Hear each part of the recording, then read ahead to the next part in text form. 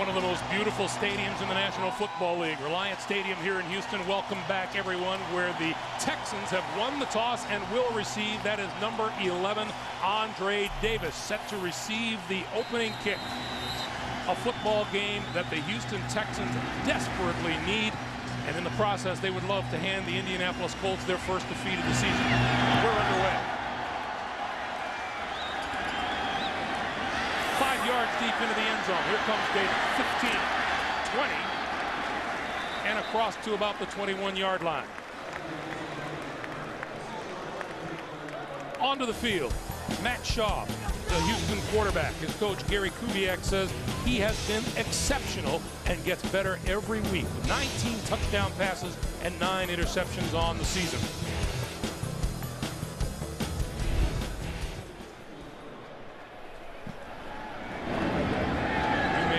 Dan, that Matt Schaub is working his way up to elite status among the quarterbacks in the NFL. First snap of the game to give is to Steve Slayton off the left side, and not much there, maybe a yard. As we look at the offensive line, tackle to tackle, Brown, Studdard, Myers, White, and Winston. The backs and the receivers, and the Texans have one of the most dangerous receivers in the NFL, and number 80, Andre Johnson. Well, we all know the Texans can pass the football, but we just saw there on first down. That has been a real problem for them, running the football. They're only doing it to a tune of about 87 yards a game, and that is way below where they'd like to be.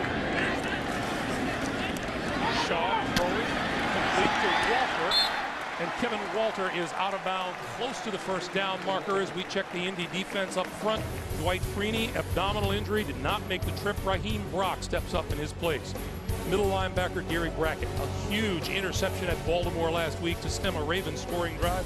And the Colts will have rookies at the corner. Rookie free agent Jacob Lacey, third-round pick Gerard Powers. 3rd and 1. And Slayton, the lone back, will get the handoff. His way for first down yardage to the 32-yard line.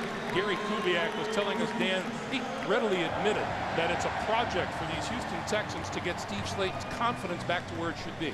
Well, he's had fumble issues. He's fumbled the ball 7 times. He's lost 5 of them, and quite frankly, the coaching staff did lose confidence in Steve Slayton, and he saw his workload reduced dramatically. But they know with 6 games left on the schedule, they can't make a playoff run, which quite frankly means winning 5 of 6 without some explosive plays from Slayton.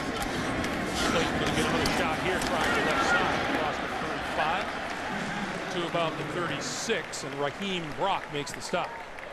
Well, and I think you talked about getting him started. Slayton getting some early carries.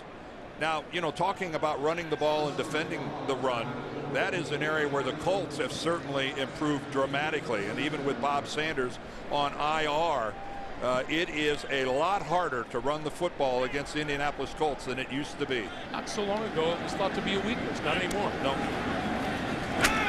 Schaub throwing. Complete inside the 45 to Andre Johnson on a first down. How beautiful is that? Not a perfect pass. The ball from Schaub, as you're going to see right here, a little behind and high, and look how easily Andre Johnson goes up and makes that catch.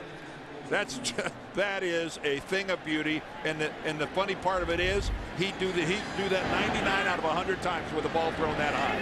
Chris Brown in the backfield now behind Schaub. He's going to throw it again.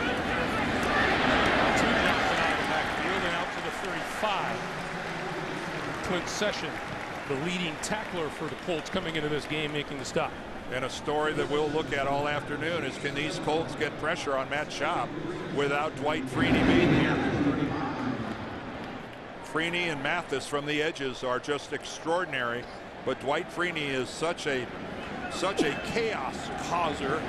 His spins, his inside penetration, he leaves a large hole with his absence. On 2nd and 3, they'll go back to Brown. Here is Chris Brown inside the 30-yard line, and another first down for Houston. Well, this is just a really good surge by the Texans offensive line. Going right at the absence of Freeney. Take a look at that work on the left side by Brown and Studdard and Myers. And that's the way you cut down the pursuit from the back side. Down goes Robert Mathis. 8th play of this drive. On the blitz, they pick it up. The quick pass inside the 20, inside the 15-yard line is the tight end Joel Dreesen. It's another first down for Houston. And right there we see a look by the new Colts. Now that Tony Dungy is gone, you rarely ever saw 2 linebackers come on a blitz, but that time both Session and Brackett go, and they are both picked up. A little more aggressiveness by Larry Coyer, the new defensive coordinator. And the second time on this drive they did it. The first time was the completion to Andre Johnson. That is a remarkable stat. Not a single point on the opening drive. On the reverse, Kevin Walter cutting back inside and won't reach the 10-yard line. Leading the way was number 33, Melvin Bullock. Yeah, Melvin was just standing there. He did a good job of honoring his backside responsibilities before he flows and gets into pursuit. These are the kind of plays you work in practice, and there's never anybody over there. But look at Bullock that time. Defended perfectly. He took away the outside, forces Walter back to the inside, tackles him with the inside shoulder. Textbook. Shaw looking at a 2nd and 7. Inside the 5 to about the 2 is Andre Johnson, and it'll be 1st and goal. Well, Jacob Lacey, the rookie corner, just found out a little bit about Andre Johnson, and everything they say about this guy is true. 2 rookie corners here for the Colts. 27 right here is Lacey. He's there, but look, he can't get him down after he makes the catch. Andre Johnson just does not go down. That is a strong man to keep fighting people off like that in an era where a lot of wide receivers just drop to the ground after a catch. Now on 1st and goal, and we get a whistle. A false start. Somebody over there on the left side. False start. Number 87, offense, 5-yard penalty, 1st down. That's the rookie tight end Anthony Hill making his first appearance, and it's going to cost the Texans 5. Our referee Alberto Riveron today. Well, false starts at home where crowd noise is not an issue are especially frustrating, and they're especially even more frustrating when you're that close to punching it in the end zone. 11th play of this opening drive. 1st and goal from the 7. Shaw, keeping, throwing, reach, touchdown.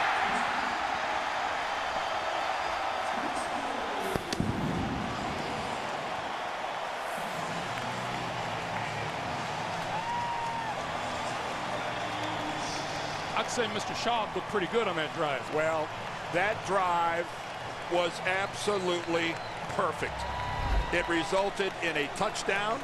It was beautifully executed, and take a look at that. The play fake, the entire Colts defense flowed to their left, and Leach just unattended, wide open. But not only did they get a touchdown, but they turned Peyton Manning into a spectator for 7 minutes. Absolutely textbook.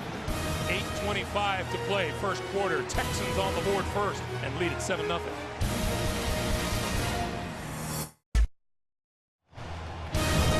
The NFL on CBS is sponsored by Southwest Airlines. Go to southwest.com, grab your bag, it's on. Kay Jewelers, the #1 jewelry store in America. And by Ford, inviting you to drive one.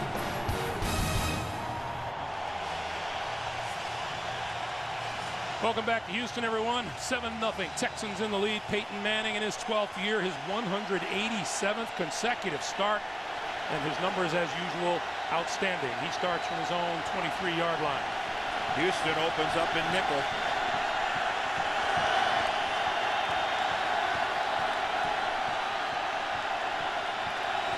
Aggressive dive. Running move up the middle across the 25 to about the 28-yard line.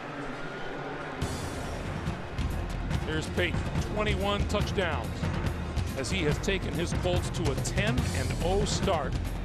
And And as lots of people have noted, this is nothing new for the Indianapolis Colts. And he told us that if they go nickel in their two tight end formation, that a lot of times he's going to audible to a run, turning that extra defensive back into a run defender. Advantage Colts. 5 out the near side. That is complete to Tom Santee, who had himself a breakout game a week ago in Baltimore. He hadn't caught a pass all season. He made 6 catches for 80 yards. Well, that again, we talk about Peyton Manning consistently finding the open guy. Dallas Clark, Reggie Wayne were getting all the attention from Baltimore. Santee was being left alone, and Manning made him pay. He made the Ravens pay big time.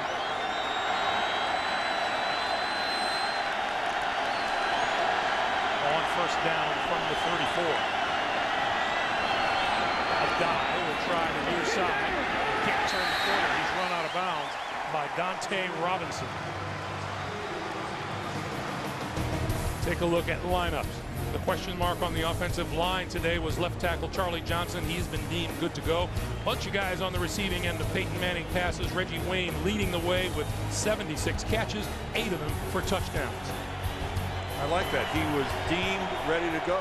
And they've got their other tackle named Deem. That was very nice. Thank you much. Did you mean it? Yeah. 2nd and 12. Manning throwing. And that was low. Intended for a die out of the backfield. Houston's front four led by 4th-year defensive end Mario Williams. At linebacker, keep an eye on the terrific rookie Brian Cushing, who leads the Texans in tackle. One change in the secondary. Number 40, John Beasing, replaces injured Eugene Wilson at safety. 3rd and 12. There's Mario Williams.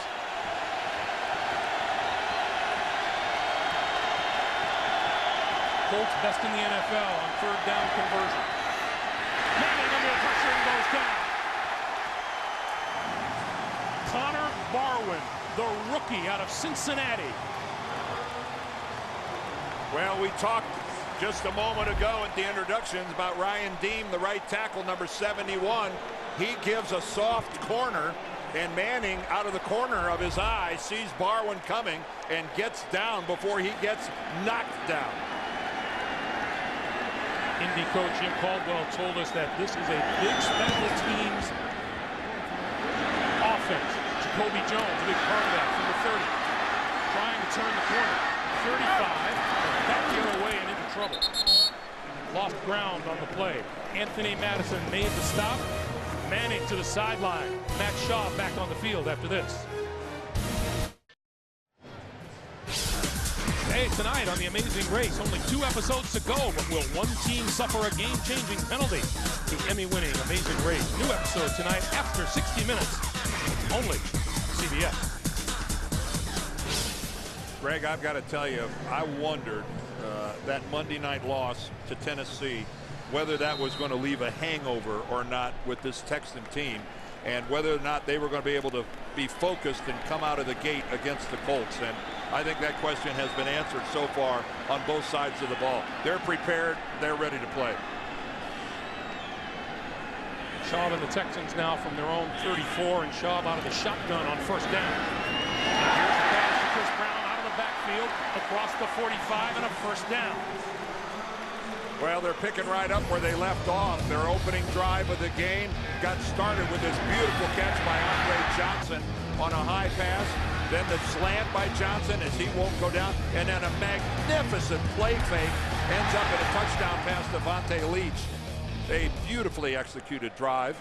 And here they are moving the chains already in drive number 2. The ball just across the Houston 45-yard line.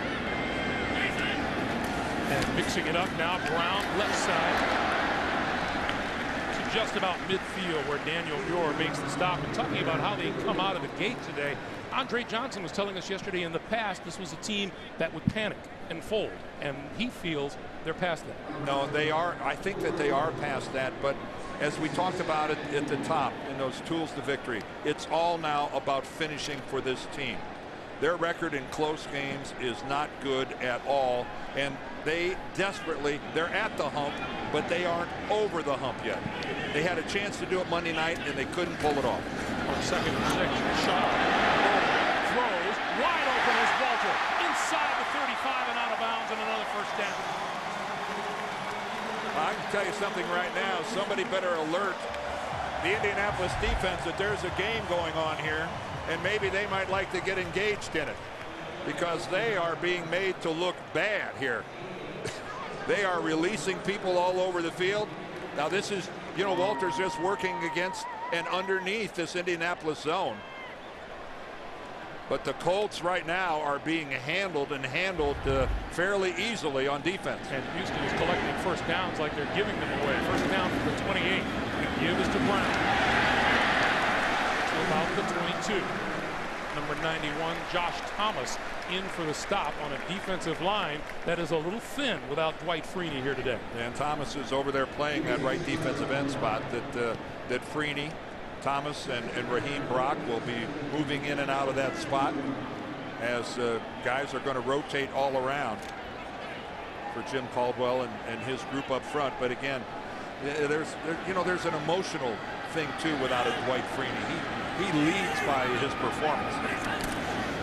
On 2nd and 4, Steve Slayton inside the 15-yard line, still on his feet to about the 13.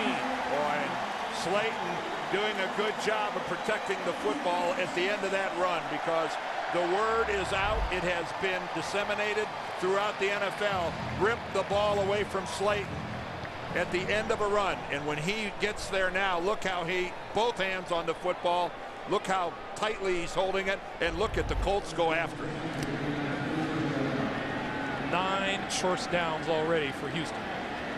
We're under 3 minutes to play for the quarter. Slayton beat back on first down. Slayton again, right side to the 5 before he is driven back by Antoine Bethea.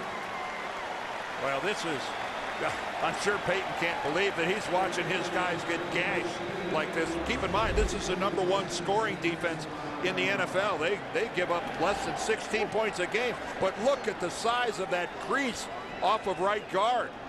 I mean, this is a defense right now that is being gashed in every way. 2nd and 2.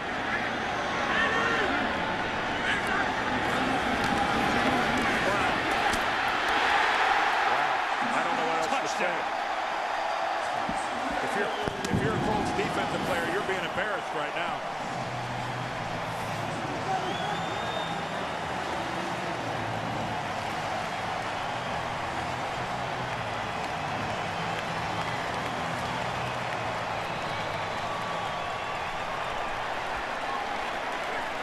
Gee whiz, the Colts behind in a football game. You think maybe they can come back? Have they ever done that before? Every once in a great while. Yeah. Chris Brown's extra point attempt is good. 2 minutes, 10 seconds to play in the first quarter. Taking note all around the league, people are looking at the scoreboard and seeing the Texans with a 2-touchdown lead. The NFL on CBS is sponsored by Best Buy. This holiday season, the best gifts come from Best Buy. Buyer, be happy. And by Sprint, official wireless service sponsor of the NFL.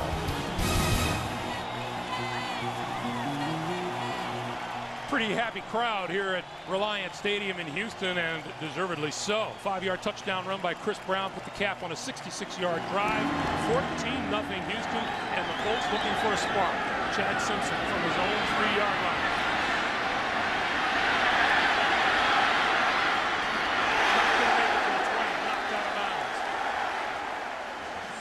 Peyton Manning looking for a spark on offense. Hey, if you have a sports fan on your gift list, shop online at the CBS Sports Store and beat the crowds. Officially licensed NFL team gear, 20% off. Click on shop at cbssports.com and save big. Total domination so far. The Houston Texans on first down. Manning looking to throw and has his man cutting underneath. It's Pierre Garçon. Garçon has a first down. A across the 30 to the 31-yard line. Well, you know, the longer the quarterback is able to hold the ball, the deeper that zone drops, which means room underneath, and that's exactly what Manning and Garcon find underneath the shell of the Texan defense, which had dropped way back.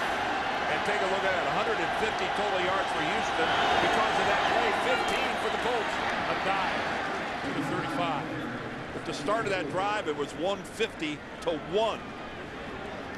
And you know, frustration can manifest itself in different ways. This Texan team is very frustrated, and you know what? That can come out two different ways, Greg. Either pity, feeling sorry for yourself, or take it out on somebody else. So far in the first quarter, the Texans are taking it out on the Colts. Manning on second and 6, put back to the outside. It's complete to Reggie Wayne, and he's out of bounds at the 41-yard line. Right at the first down marker, it appears he has enough for a first down. We were here a year ago, and the Colts trailed the Texans 27-10 with 4 minutes left in the game and won the ball game. So I guarantee you that most of the people in this stadium were here a year ago. They're not the least bit comfortable giving up 14-0. Gary Kubiak seemed to remember that. Yeah.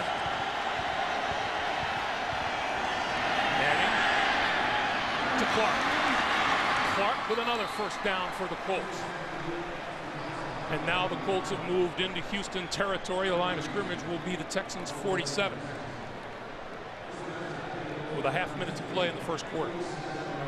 Now, the first time these two teams met at the game in Indianapolis, Peyton Manning went to a hurry-up offense in the first quarter and jumped out to a quick 10-0 lead. A little more deliberate this game. They're taking their time. Dive to the 40, and a penalty marker flies.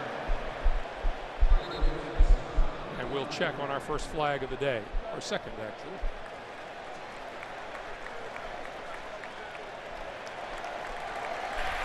Holding, number 17, offense, 10-yard penalty, first down. That call goes against the rookie out of BYU, Austin Collie. Wide receivers get a pretty fair amount of leeway today in how they can use their hands in making a block. Not that much leeway. Well, you know, again, though, you know, it ends up looking worse than it really is because the guy ends up on the ground. But clearly he had his hands outside. But when Quinn ended up on the ground, that draws the attention, and it brings the officials' eyes right to it. You offensive linemen are so picky about these holding causes. The Colts allow the most points in the first quarter, and they have all season long. We go to the second. 14-0 Houston. Back to Reliant Stadium. After this, you're watching the NFL on CBS. I'd say Mr. Shaw's been pretty. At this time of giving, the NFL is committed to helping kids get at least 60 minutes of exercise and play every day. Learn more about the NFL Play 60 movement at NFLRush.com and NFL.com. Craig Gumbel, Dan Deerdorf back in Houston for the continued offensive push by Peyton Manning as Gary Kubiak looks on. And Gary Kubiak knows this team is at a crossroads today. Yeah, he really does. And again, dealing with the frustration of falling short, and they invested so much emotional energy in that loss to the Tennessee Titans on Monday night, a game that would have put them at 6-4 and really in a much better position to make a playoff push.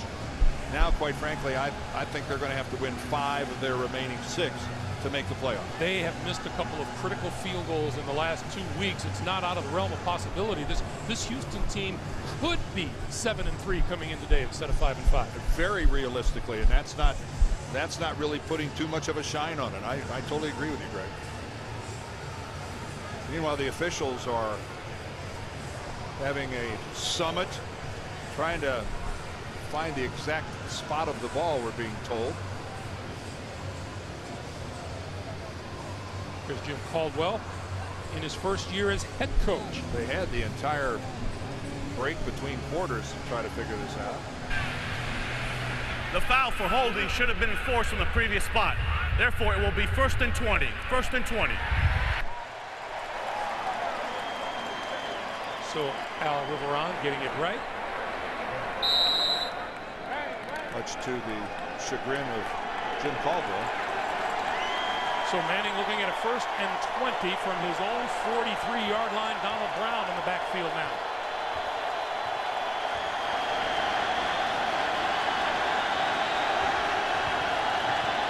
On the snap, Manning got rid of it. Intercepted. Picked off by the rookie, Brian Cushing. Cushing inside the 15 and out of bounds. We have a penalty marker down at the 25. Well, Peyton tries to get it to Reggie Wayne, and it looked like he was hit right as he was throwing the ball because that thing fluttered out of there. Well, now watch, Peyton's going to move. He's going to slide to his left, try to buy a little time, but he gets hit right on the release. Looked like After Antonio Smith hit him. Personal foul, unnecessary roughness, number 94. On the intercepting team, they will keep the ball 1st and 10 after the 15-yard assessment. The penalty is on Antonio Smith, but it will back the Texans up, but they will have possession. Well, Antonio Smith actually made contact with Peyton Manning. He hit his arm as he was releasing it. That is the rookie's 3rd interception of the season. Again, there's Mario Williams working, but watch Smith. He gets up off the ground and gets right into Manning. Now that cannot be where the unnecessary roughness occurred. He's got to get up and do something.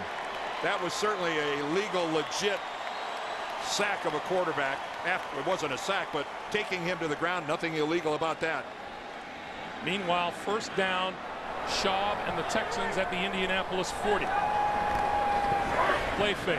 Schaub out here to the near side. Slayton inside the 35 to about the 33. Let's go back to that penalty. Well, I think the guys in the truck have been looking, and here's Smith afterwards, and there it is. He just levels Dallas Clark. And gets, because I guess they figured Clark was defenseless and away from the play. Also looked like a helmet-to-helmet shot. They've really, you know, in the old days that was perfectly legal, but now if they deem you're away from the play, you can't hit a guy who doesn't see it coming. On 2nd and 3, here's Slayton looking for the 1st down and getting it as he moves inside the 30 to about the 28. Daniel Muir with another tackle for the Colts.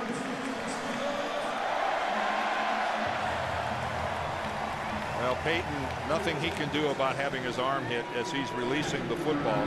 A lot of credit, though, to Antonio Smith.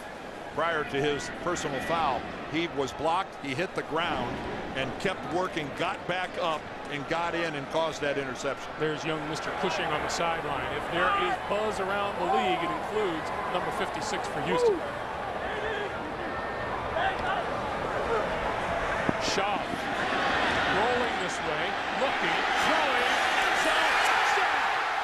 Oh, did he hold on to the ball? No, he didn't. Ruled incomplete. Oh.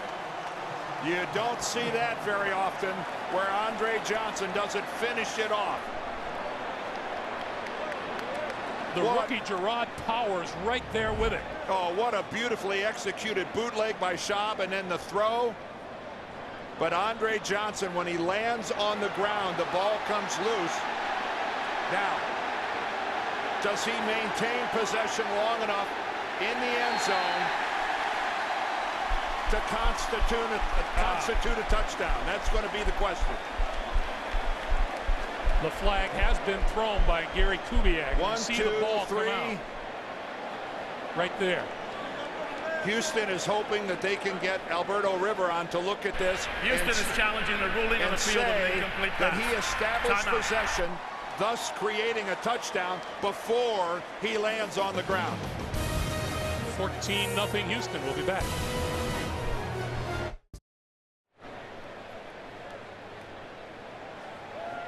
Al Riveron has made his decision. The receiver does not maintain control of the ball as he's going to the ground. Therefore, the ruling on the field is confirmed. It is an incomplete pass, 2nd down. Houston will be charged with a timeout. So that costs the Texans a timeout as you take another look. Andre Johnson would have to demonstrate some sort of a football move prior to hitting the ground to have it be a completed catch. The way the rules are, they're pretty clear. If it's one continuous motion, when you hit the ground, the ball comes out, it's not a catch. That is pretty impressive work by the Colts defense. 2nd and 10. That's Shaw's first incomplete pass, and now the little pitch to Slayton. Slayton, 25, 20, inside the 20 to the 17-yard line of the first down. We get our first NFL Today update from JV in New York. James. Hey, Greg, after spotting Washington a 7-0 lead, Philly answers back, trailing 7-3. Donovan McNabb on the scramble here, hooking up with Deshaun Jackson. 35-yard strike there in the end zone. 7 plays, 51 yards. Now 10-7. Washington in the second. Greg and Dan. All right, thank you, JB. First down for the Houston Texans at the Indy 17. Going to give it to Chris Brown. Okay, fellas, all right, guys. Inside the 15 to the 14-yard line. Peyton Manning on the sideline with Tom Moore, the venerable one. The venerable one. What a treat for the Colts football team when both Howard Mudd and Tom Moore came back from a very brief retirement. And Peyton Manning, of course, the luxury of the only offensive coordinator he's ever known, sitting right there. We were talking about that yesterday, Dan. What a tremendous luxury that has to be for Peyton Manning to have been in the same system with the same people basically over his career. I'm sure they finished each other's sentences. 2nd and 7. Here's Chris Brown. And Gary Brackett to make the stop. And it'll be 3rd and about 5. Well, this has been just a remarkable beginning for the Houston Texans. And again, there were so many people, myself included, who really wondered how they would be able to just not have the disappointment bubble over and spill out onto their performance, you know, actually on the field of play. And it has been, if anything, it has been, needless to say, a motivator. 35, movement up front. Looked like left tackle Dwayne Brown. False start. Number 76, offense. 5-yard penalty. 3rd down. Well, and that's the 2nd false start for the Texans, playing at home in front of a quiet crowd when they have the ball. He's got Robert Mathis outside of him. You notice they bring Mathis over there from the other side, and that kind of speed scares an offensive tackle, and you try to explode out of your stance right on the snap count, even try to anticipate it by a millisecond.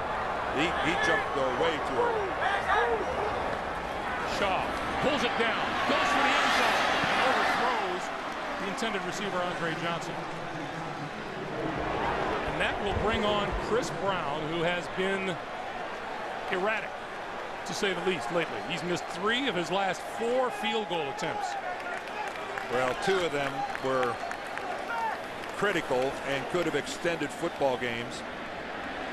And the one here Monday night was the entire stadium. At least they're not booing him on the announcement of his name. Not yet. Whoa! He got it. Oh, boy. And keep in mind, his misses were to the left. And how close did he come to missing that to the left? Chris Brown back in the good graces of the Houston fans, but not by much.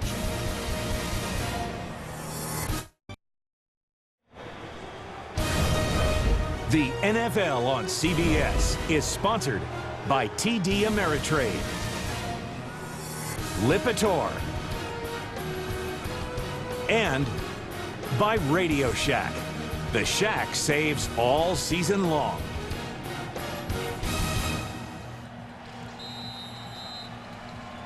Back in Houston, the Houston Texans turned the Manning interception into 3 points and a 17-0 lead. And this one bouncing inside the 15, picked up by Simpson. And Simpson back across the 20, still looking for running room to the 25 and buried at the 26-yard line. On the field goal by Chris Brown, he's missed a few. Gary Kubiak, his head coach, not even going to look at it. He got it. That's what I thought. That's what I hoped.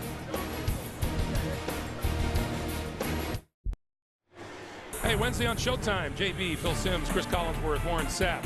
with the Emmy Award-winning Inside the NFL, cable's longest-running show, Inside the NFL, Wednesday on Showtime. Donald Brown in the backfield behind Peyton Manning as the Colts start from their own 26.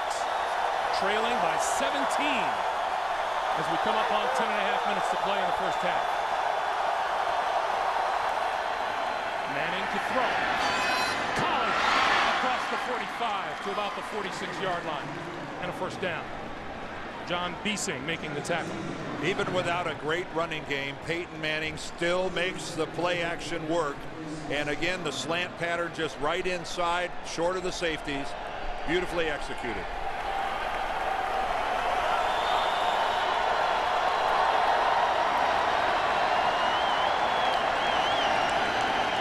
Give us to Brown, and Brown with running room. Midfield, 45-yard line, about a yard shy of a first down. Well, again, on a little bit of a delay, Donald Brown gets a chance to read. He's got some blockers out in front of him, and that's one of the best-looking running plays. They were down 17 points to New England. Hey, keep in mind, 17 points is really good news. If Andre Johnson holds onto the football, they're down 21. Second and short yardage, a dive, going to get hit, and about another yard to boot. It'll be a first down for the Colts.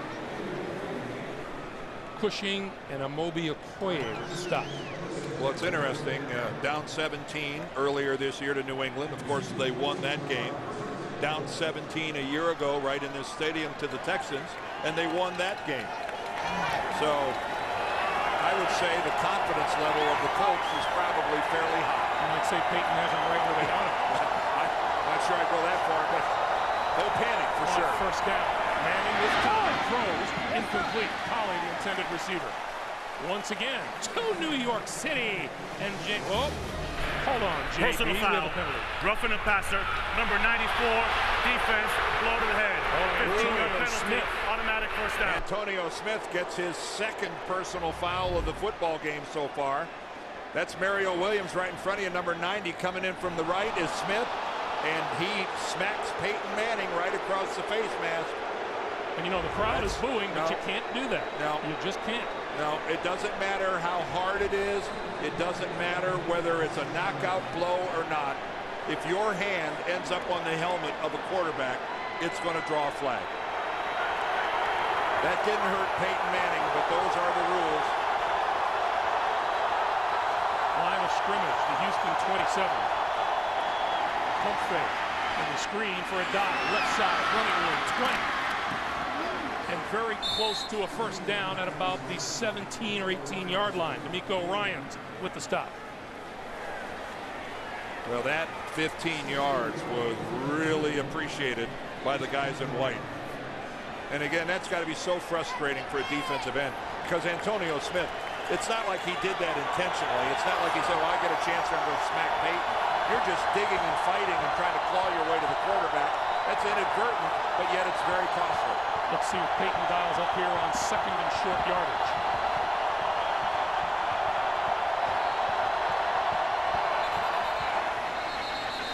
Penalty markers before the snap. I think we got a false start against the Colts. False start.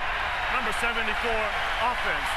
5-yard penalty, second down. Texans were showing blitz at the line of scrimmage. And Charlie Johnson, the left tackle, he's nursing a bad foot, but again, part of this veteran group that protects Peyton Manning.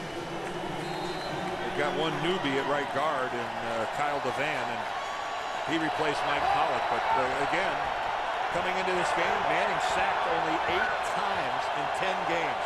That's very, very good. So now from the 23, second and 6.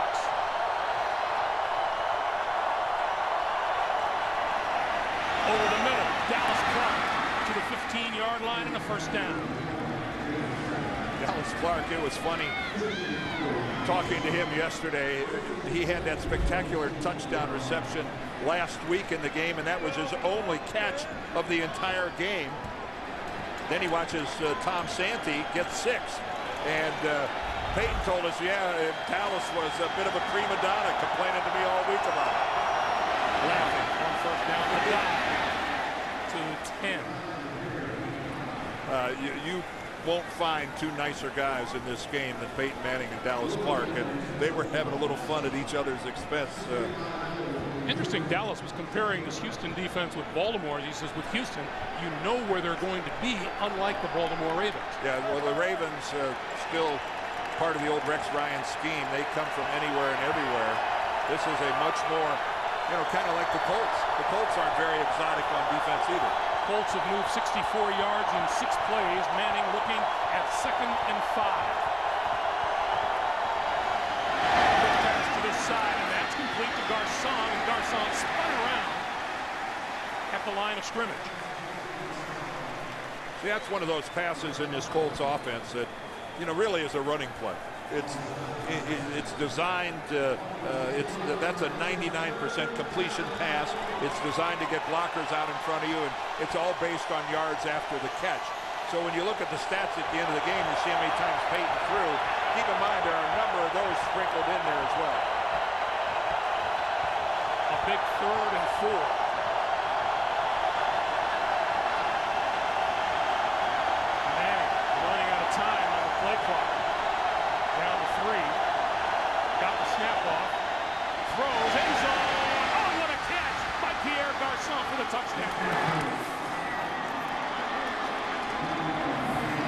How much did that look like Dallas Clark's grab a week ago against Baltimore? Well, Dallas Clark made a one-hander a week ago. You're right, he was running away from it. This is just Garcon stops it initially by batting it back to himself, but then he gets complete control while he's still in the field of play. Garcon's 4th touchdown catch of the season. And Stover's extra point is good. 5:46 to play. Here in the first half, the Colts get on the board. It's 17-7 Houston. The NFL on CBS is sponsored by Garmin. Give a Garmin GPS this holiday season. And by FedEx. We understand your business could use a Dick Butkus pep talk. Welcome back to Houston, everyone. Pierre Garcon's touchdown reception capped a 74-yard drive. Peyton Manning took 5:03 off the clock as the Colts draw to within 10 at 17-7. It's funny how often you see Peyton talking to Howard Mudd there going over protection. Andre Davis not going to run it out of the end zone, so Houston will start at its own 20-yard line. And we'll remind you, it's the Victoria's Secret fashion show from New York City with special musical guest, the Black Eyed Peas. The Victoria's Secret fashion show Tuesday, only CBS. Did my eyes deceive me, or was there Victoria's Secret personnel in the NFL Today studio? Personnel? Personnel. Yes, I believe there was. I believe so. I don't know why they don't visit the booth. That would be other than a lengthy trip. Logical. First down from the 20. Shaw for Chris Brown. Brown just across the 25-yard line, or gain of 6, and it'll be 2nd and 4. Well, that's a pretty decent start for the Texans. And keep in mind that, again, that one that ended in a field goal could have been a touchdown as well. We've got an injured Colt down at the 25. As they take a look, we'll take a break. We'll be right back.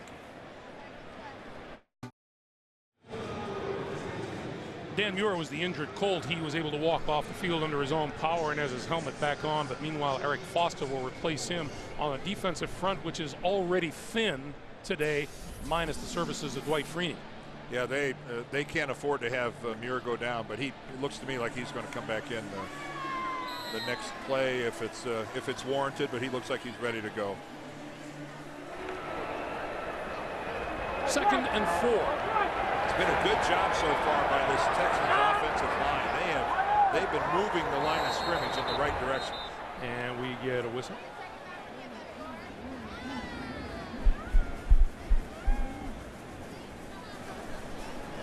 And we're looking at a clock issue apparently.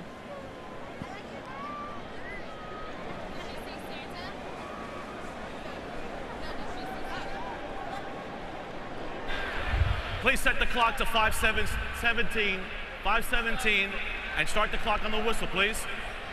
There's Kyle Shanahan, the offensive coordinator for the Houston offense. You know, Dan, you were talking about that offensive line. It's a line that's had to deal with some issues. Well, they lost both of their starting guards, one in week 2, one in week 4. So yeah, I would say that that's dealing with some issues. They've recovered nicely though. Shaw eludes one and is going to take off and run. Trying to turn the corner and gets out of bounds across the 30 at about the 32 or 33-yard line. Well, that is one heck of a play by Matt Schaub. I think Melvin Bullitt comes in. No, that flying right by there on the blitz, and then it's all Matt Schaub. But look at his guys head upfield, and he shows a little surprising speed right there. That's pretty good for a guy 6'5", 240 pounds. Matt shows he's got some quicks. First down, Houston now at their own 33. And Shaw keeping and looking and throwing midfield. Ryan Walter with the reception, or Kevin Walter, excuse me, with the reception. First down. Well, Matt Schaub, either through bootlegs or sometimes with some beautiful play actions, has bought himself enormous amounts of time back in the pocket. And that time, that pattern being run by Walter took some time. Yeah, it's a fun game when there's nobody within 3 or 4 yards of me when I get to throw the ball. That's just like practice. How many times today have we seen Houston receivers come all the way across the field? Well, it's because your quarterback has had a lot of time.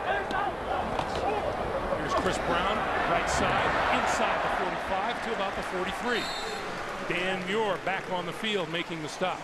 Now this drive by the Texans is looking a lot like their first couple, where they really were just grabbing large chunks of yardage.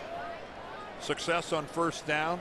I mean, it's kind of nice here now when you move into a second down and 4, a long 3, whatever you want to call it. It's when you cranking off yards like that on first down, pretty sweet to be the signal caller. Second and 4, pitch for Brown. Back the other way. Slayton inside the 35. That is yet another Houston first down.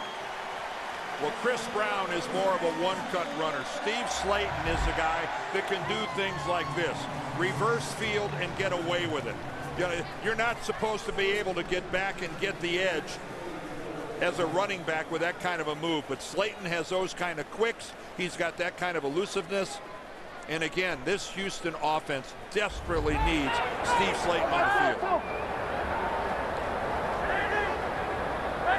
From the 34, Slayton again cuts it back. Comes up short of the 30-yard line. Tim Jennings making the stop. And we're talking with Jim Caldwell. This is a team that the Colts see twice a year, every year, and he said you can see this team improving every single year in every phase of the game. Well, you'd have to not be watching their tape to not realize that, because it's the truth. He wasn't being gratuitous. He was stating the facts, and this is a much better team than their record reflects. Houston is not going to be in any hurry to get this playoff before we get the 2-minute warning. It has been a pretty good first half so far for the Houston Texans. 2 minutes to play here at Reliance Stadium in the first half. 17-7 Texans. And coming up, the Sprint halftime report. This one will give the guys something to talk about, huh? JB, Dan Shannon, Boomer, Coach Cowher, latest NFL scores and highlights coming up on the Sprint halftime report. 2nd and 7 for Schaub and the Houston offense. Short drop, quick pass, inside the 25 to the 23 to Kevin Walter. Kevin Walter having himself a nice first half. Well, this is just an offensive football team right now that's enjoying great balance between the run and the pass, and they've got the Colts on the other side of the ball not knowing what's coming at them. And it's all because they've been running very well. The offensive line is protecting and they're run blocking. 24, play fake. Shaw looking, pulls it down, now throws. Did he grab it in? Stop it! At the the 16-yard line, Andre Johnson. Oh, you're not supposed to be able to do that. How can you have this kind of body control? Watch what Andre Johnson is able to do. Running towards the sidelines. Somehow he's going to be able to pull up, go up, come down and toe tap and hold the ball up there for the world to see. I've got it cleanly. Beautiful. Second and 2. Shaw. For Brown out of the backfield. Pulled down at about the 15-yard line by Philip Wheeler. Well, it goes down as a completed pass, but Matt's not happy with that. Brown had to come to a complete stop. Timeout on the field. Gary Kubiak's team doing just what he wanted them to do. Keep Peyton Manning off the field. Houston has had the ball twice as long as Indianapolis had today. Shaw now throwing a mix-up between he and Andre Johnson. Well, he had man coverage. Shaw reads the man coverage as a go pattern. Andre Johnson read it as a hitch.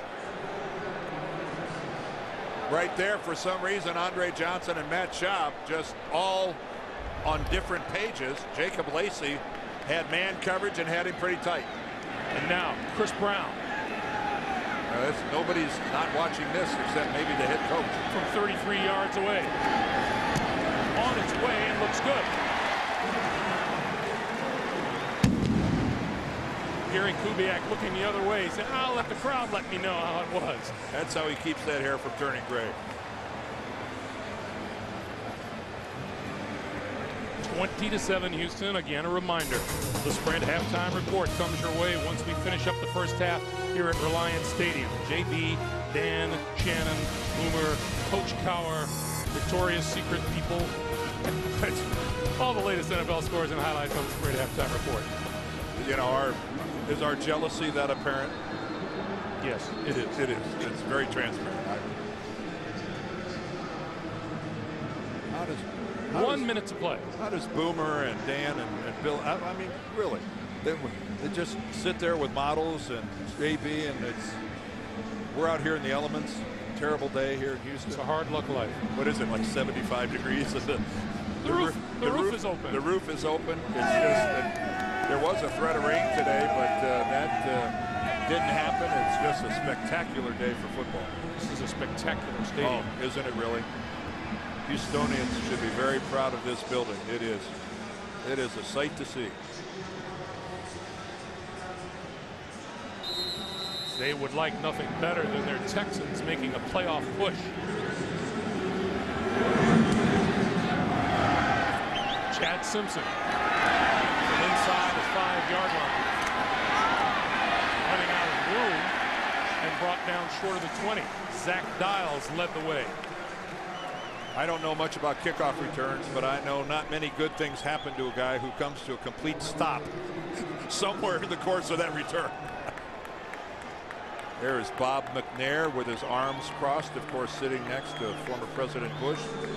Bob McNair, the owner of the Texans, and that's a power grouping. President Bush, a Houstonian and a huge sports fan. So Peyton Manning now with 51 seconds on the clock and 2 timeouts.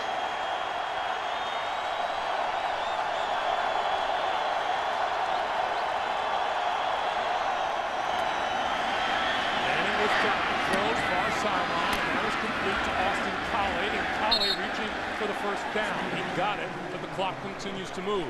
40 seconds to play. I think Peyton would have preferred if Collie would have tried to get out of bounds. A lot of seconds clicking off here. Hang over the middle, and that's complete to Brown out the field and across the 35 to the 37, and they will take a timeout and stop the clock with 24 seconds. And Peyton's expressing his unhappiness with a pattern being run. Of course, Houston more than happy to let the Colts just dump it off on a short pattern at this stage of the first half. We showed you the AFC playoff picture earlier. Let's review it for you. Division leaders, the Colts, the Bengals, the Chargers, and the Patriots. Denver and Jacksonville leading. Now, should Indianapolis win today and Jacksonville lose later today, Colts have won themselves a division championship this early. They're in the playoffs, and as you can see, they've got a 3-game lead for, you know, it starts win your division, then secure home field advantage. They've got a 3-game lead in the race for that #1 seed in the AFC. Colts down to 1 timeout remaining.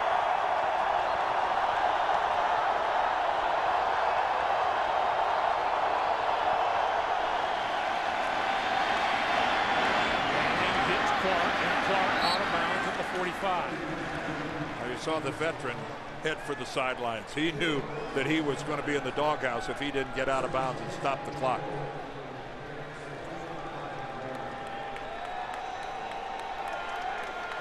Holds at the wrong end of the field right now, but working on that, but only have 17 seconds to do something about it. I would think for Matt Stover, they're going to have to get somewhere down around that 32-yard line or so. Manning stepping up, throws, and that is intercepted. Picked off at the 35-yard line. Bryce McCain. Oh, they're ruling him down. Yeah, no, they're going to rule him down. Back at the 35. Yeah, they're going to say he was down by contact, that he was touched before he could get up. For the second straight week, Peyton Manning has thrown 2 interceptions. Right there, he's on the ground, and a good job by Reggie Wayne of getting over and touching him before McCain could get back up. But that was a serious miscommunication between Peyton Manning and Reggie Wayne. Reggie Wayne was supposed to go in front of the safety, and Peyton Manning threw the ball to the spot, and the occupier of that spot was the safety, not Reggie Wayne. And you know what? Make that 3 straight weeks now that Manning has thrown 2 interceptions. And I'll tell you right now, his blood pressure is off the charts. Schaub takes a knee. The Texans go to the locker room, and boy, has everything gone right for the home team here this afternoon. Matt Schaub has 14 of 17 for 152 yards. And Houston has a 20-7 lead as they begin their playoff push in earnest. Well, they didn't fall into this, Greg. They have earned this. The Houston Texans have earned this lead by playing sensational football on both sides of the football, but especially on offense. They have been dominating at the line of scrimmage. 20-7 Houston. Back with the Sprint halftime report after this message and a word from your local station. You're watching the NFL on CBS.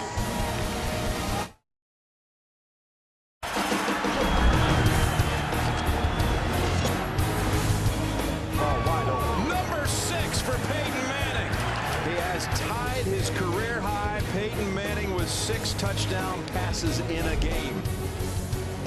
That goes back to November of '04. Peyton Manning with plenty of comeback ability in him. 20-7 Houston. Welcome back, everyone, at halftime here in Houston. Greg Gumbel along with Dan Deerdorf. That's just in case anyone wondered whether Peyton Manning has the ability to bring a team from behind. Well, he's done it the last couple of years, and he's done it in this very stadium. The 2 quarterbacks have turned in quite a performance here in the first half, and Matt Schaub does not have any interceptions. If you look there lower left, Peyton Manning has 2.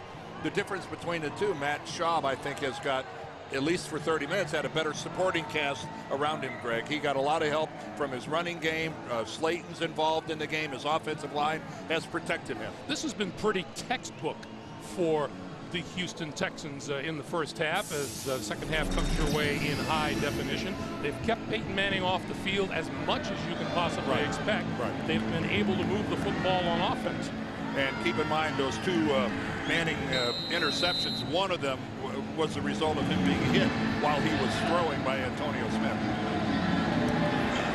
Peyton in the offense will get a chance to have the football as it rolls into the end zone, and Chad Simpson will not run it out, and we will bring it out to the 20-yard line as we look at some first half numbers.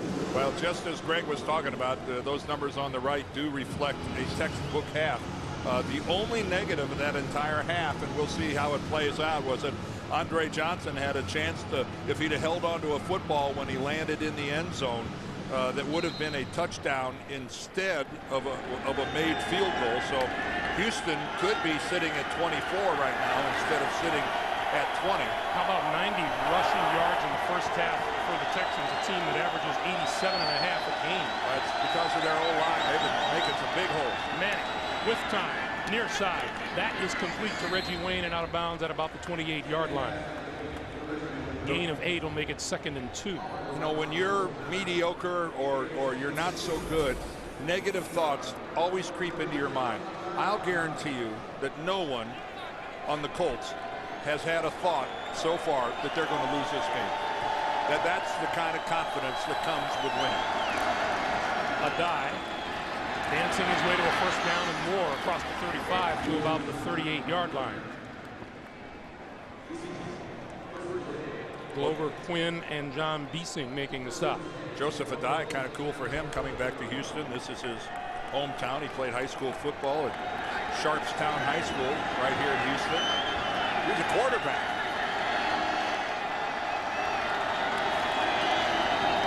Manning, play fake, with time, going deep, down the middle of the field and overthrows everybody. And here's a late flag. That was Pierre Garçon, and he was being covered by Jacques Reeves, who disagrees with the call. Well, I got to admit, I certainly didn't see it there at the end. Now, is that a catchable ball? Pass interference, number 35, defense, automatic first down. Gary Kubiak thinks so. Well, they're on the outside. 85 against 35. Oh, first of all, that's not catchable. And secondly, I don't see the interference. Well, his left, now when you look at it from that angle, did he take his left hand and push down the right arm of Garçon? That could be the only thing they could call, because the contact, two guys running side by side, he didn't cut him off. 43-yard pickup on the penalty. Give to Adai to the 15 and to about the 12.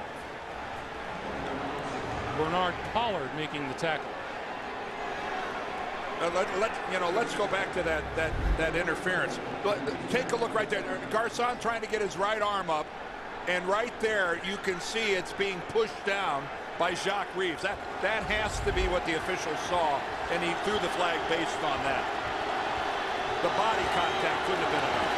2nd and 3, Donald Brown up the middle, inside the 10 to about the 7 or 8-yard line, but that'll be enough for a first down. It'll be 1st and goal for Indianapolis. I understand why Jacques Reeves is upset. That's very rare in that situation where you see a little laundry on the field. 1st and goal for the Colts. Manning taking the Colts down the field on the opening possession of the second half. End zone. Incomplete. Intended for Garçon. Yeah, nice coverage back there by Bernard Pollard, and then D'Amico Ryans underneath. Peyton Manning had no choice but to throw that so high that it was uncatchable. This is a zone here, and you can see right there, that's a good job by Pollard picking up Garçon when he comes to the inside. And then underneath, D'Amico Ryans made sure Peyton had to elevate the football.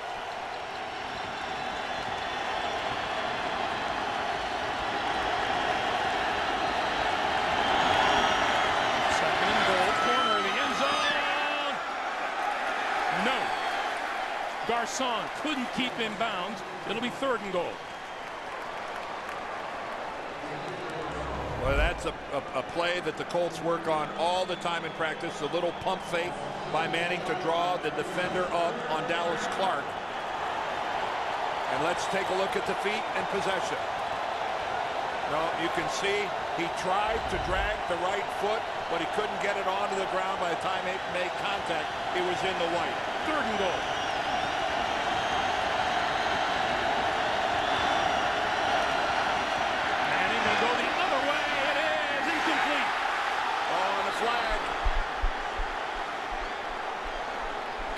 The rookie Quinn covering Austin Collie. They're going to get Glover Quinn. Pass interference, number 29, defense. The foul occurred in the end zone. By rule, the ball will be put on the 1-yard line, first down. And there's no doubt about that. Quinn has no idea where the football is. He's only playing the receiver. And when Collie goes up to get the football, Quinn, because he's not aware of where the football is, goes right through and knocks him off. That's going to draw the flag every time. So it's 1st and goal for the Colts at the 1.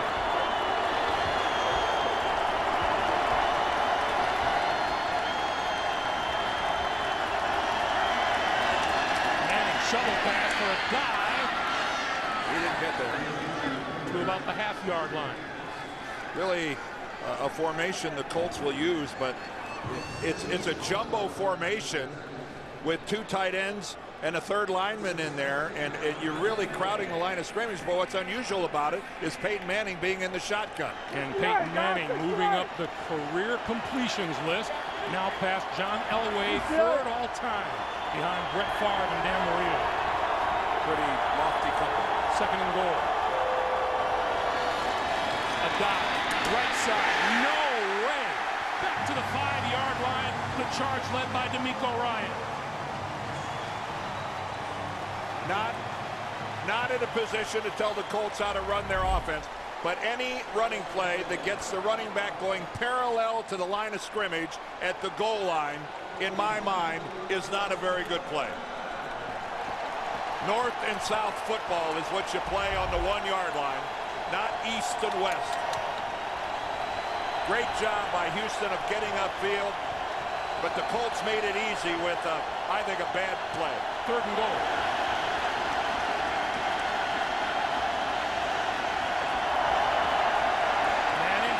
This way, touchdown, Reggie Wayne. Well, that's the confidence of 1,000 repetitions between Reggie Wayne and Peyton Manning, throwing that little corner fade here in the end zone. How many times do you think these two have done it over the years on the practice field and in game-like conditions? A perfectly thrown ball by Manning, just enough arc, and it drops down where the only guy who could touch it is Reggie Wayne. Over an extra point attempt is good. 11:20 to play here in the 3rd quarter. The Colts creep a little closer. It's 20-14. How unusual. Peyton Manning comes out of the locker room and puts the Colts on the scoreboard. Well, he had a little help from the officiating crew with a couple flags, 2 interference calls on the Texans on that drive. One of them there, yeah, one 35. Of them very legitimate, and the one there on Jacques Reeves, number 35. I'm not so sure. Andre Davis from 5 yards deep in the end zone. Oh, the penalty marker flies, and here's a second one flying in.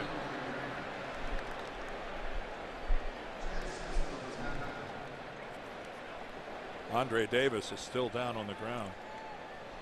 During the return, holding number 92, the receiving team. Half the distance to the goal, 1st down. That's on the veteran Jeff Zgonina. So that's going to back the Texans up, and they'll start deep in their own territory when we come back. The NFL on CBS is sponsored by Southwest Airlines. Go to southwest.com, grab your bag, it's on. The Home Depot. Home Depot's lowering prices to make your home and season more festive. And by Prescription Flomax.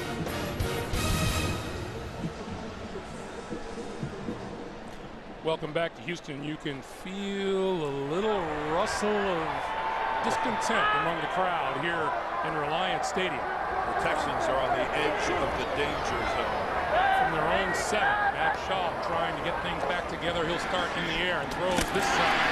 That is complete to Andre Johnson, who is out of bounds.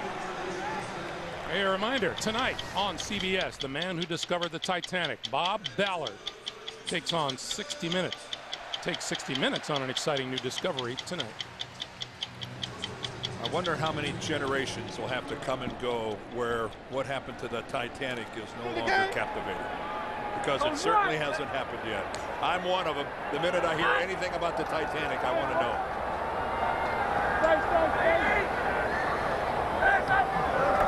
On 1st down, here is Slayton, left side, and just across the 20-yard line.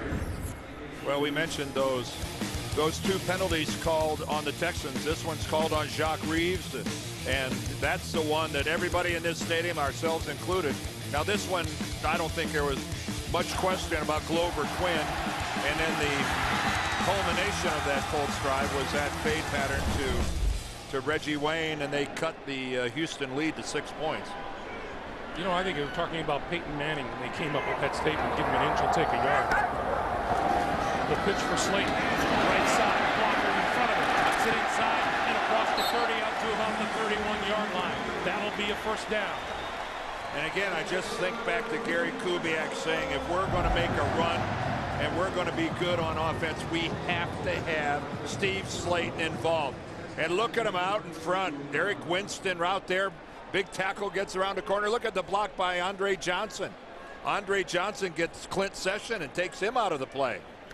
You can't successfully run the football without good blocking from your wide receivers. It can't be done.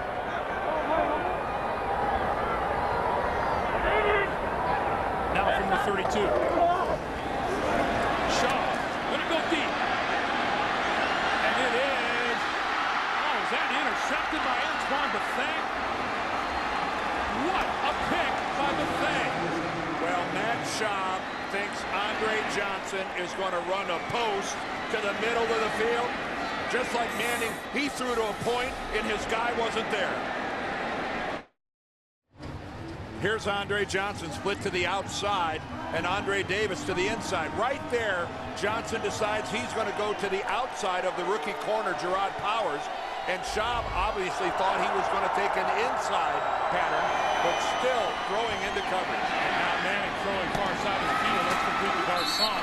Out of bounds just across the 30 and a first down. Up to that point, Matt Schaub had played pretty much a flawless game, but that was a flawed decision. Not only was there confusion with his receiver, but that was right into the teeth of massive Indianapolis coverage. Buffet's fourth interception of the year. And back come the Colts and Manning. First down at their own 32.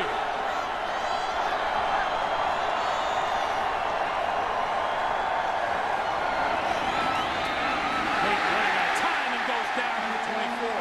And that's Mario Williams, who now has a sack on Manning in 4 of the last 5 games they've played.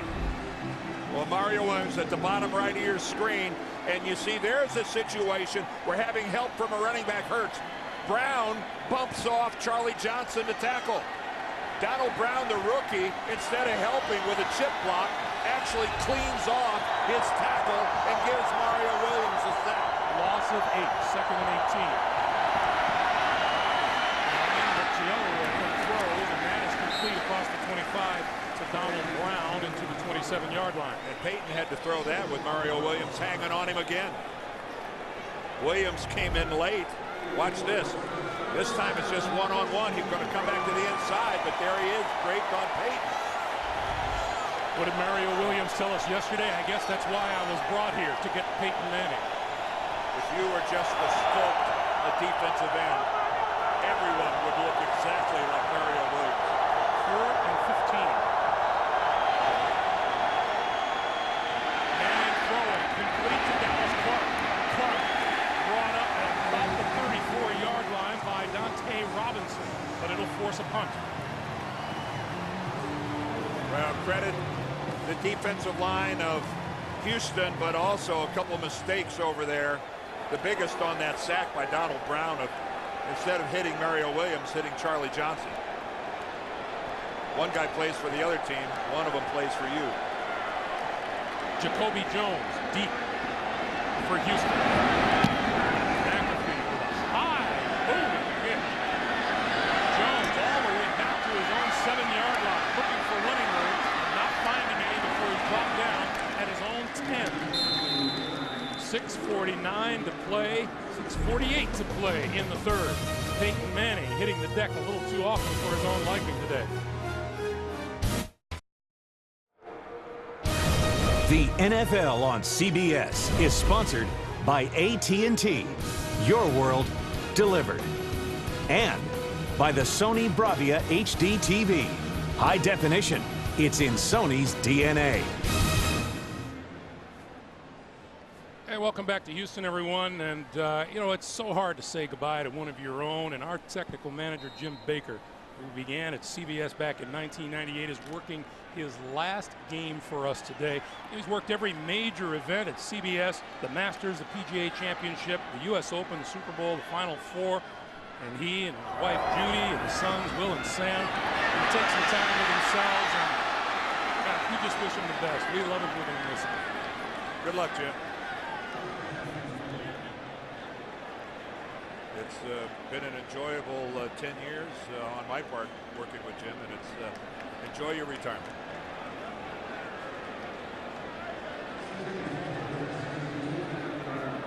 Meanwhile, 6:39 to play in the third. Schaub started at 9 of 9. Well, he was 6 of 11 since. That was a play that ended up a real disastrous play for Houston. He was able to get rid of it without an intentional ground. On 2nd and 10, Chris Brown. Okay, fella. Brown out to the 15-yard line, and now the Colts trying to make a defensive stand. Well, even though the previous possession started in this same place, it was a successful possession for the Texans because of the change in field position. A 3-and-out here, and coming up on this 3rd down conversion, all of a sudden, I'll guarantee you, Peyton Manning will be salivating at the field position. He's got a chance to get here. And now here is a really big play staring Matt Schaub right in the face.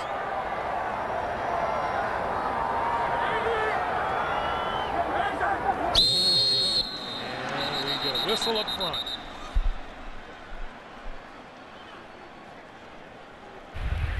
False start. Number 63, offense. 5-yard penalty. 3rd down. And the chore just got a little tougher. Penalty is on Chris White. And that's the 3rd false start on the Texans today, playing at home. That is just wrong. That is just wrong on a lot of different levels. And you saw White there, the right guard. Boy, you're not having to deal with crowd noise, anything else. Discipline, discipline. 102 yards in penalties today against the Texans. 3rd and 11. Can't do that against good teams. Over the middle. Slayton trying to find running room and doesn't find it. And that's the kind of a play that just plays right into the teeth of this Colts defense, which is it's the shortest and the lightest in the league, but they can run. And that's their specialty. Dump it off. Bam, 4 guys are there in a hurry. That's TJ rushing back at his own 40-yard line for the upcoming kick from Matt Turk, who's been around a long time, 14th season, out of Wisconsin Whitewater. Fair catch, made it the 35-yard line. 4 minutes, 51 seconds to play in the 3rd. 20-14, Houston.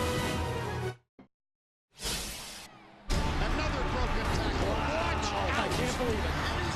Man, oh man. Just right in his hands. Oh, baby.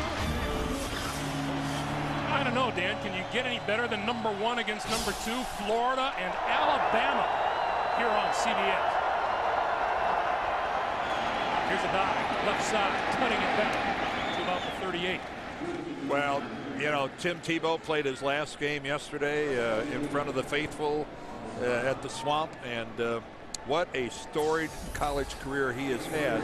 And again, you know, you said it all, number 1, number 2. How does it get better than that? The winner's in the championship game automatically. You know, the Tim Tebow story doesn't stop there. There are a million questions as to where he ends up and what he does in the National Football League. Manning throwing, Dallas Clark to about the 43, 2 yards short of a 1st down. Cushing and D'Amico Ryans with the stop. Talk about soft hands. Dallas Clark makes, you know, difficult catches just look routine. You know, folks, running away and catching a low ball back by your shins is really not easy. And yet, Dallas Clark and Reggie Wayne and some of these guys, Andre Johnson on the other side, they just make it look so routine. 3rd and 2 for Manning. Short pass and reaching for the first down is Dallas Clark. Well, let's see where the spot is. Right at the 45-yard line. It's a first down.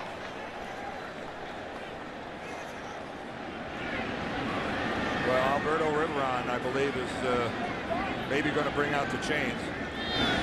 Okay, one official ruled first down, and that looks to have been a little premature. No one's too touchy about where the ball is marked these days, are they?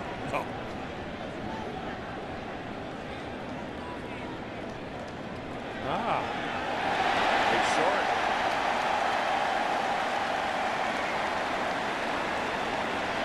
Well, you just saw what Jim Caldwell says. Let's go for it.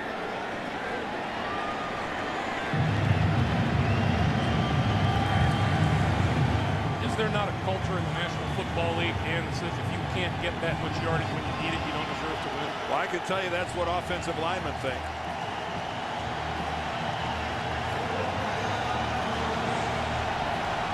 Fourth and short for Indianapolis.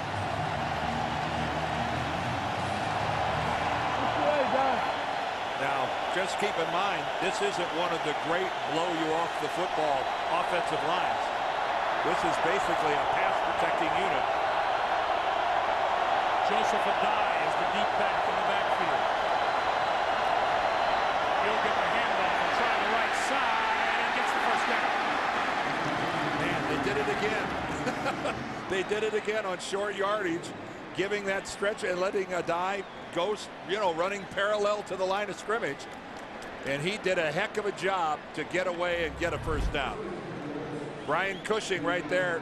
Oh, he's got him, but Adai, through a tremendous piece of athleticism, is able to bound forward, get that left hand on the ground, and stay alive for a first down. First down now at the 46. And stepping up, throwing, and incomplete. Dallas Clark, intended receiver on the far side. You know, we saw the effort on that last play by Brian Cushing for a rookie. He is most impressive, isn't he? Well, from day one, and there he is right there, from day one, Gary Kubiak and this Texans coaching staff knew what they had. And Kubiak paid him a heck of a compliment. He said, the game has just never been too big for him. It's never been too much. Brady played at a tremendous college program at USC, but he's that guy that they'll say, you know what, he was never a rookie. Missed all of preseason game playing with the sprained MCL. And to throw. Escapes pressure, throws over the middle, and that's complete to Pierre Garçon. There's a flag down. There's a flag down at the 37.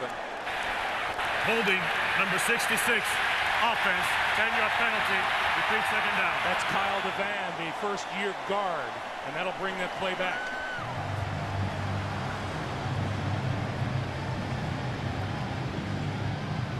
Devan moved into the right guard position. Mike Pollock was the starter there for 7 games, but this first-year guy from Oregon State earned the job. He beat out Pollock and has been doing a good job. But man, that was that'll get you a stare down from Peyton Manning. So now it's 2nd and 20.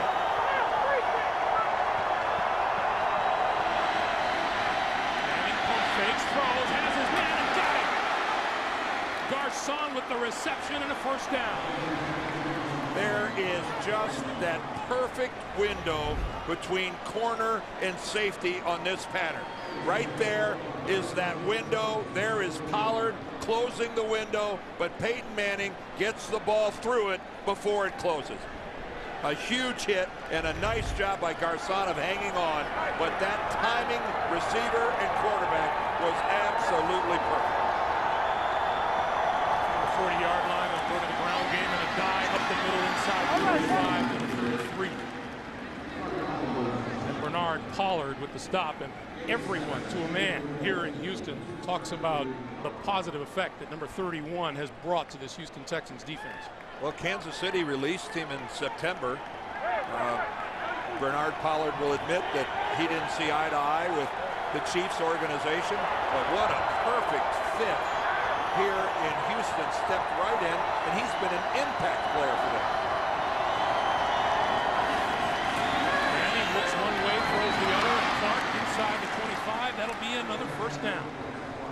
it's fun to watch Peyton Manning influence the entire secondary with his hips, his shoulders, the way he pump fakes, turns his entire body. You know, it is so easy to fall into habits where you start to round everything off and it just gets a little smooth. Peyton Manning, I remember he said one time, it's death by inches when you don't pay attention to detail. That's the 9th first down this quarter for the Colts. On the ground, Donald Brown pulled down by Tim Bullman, and we are going to run out of time here in the third quarter. That's the end of 3, 20-14 Texans. Back to Houston after this message and a word from your local station.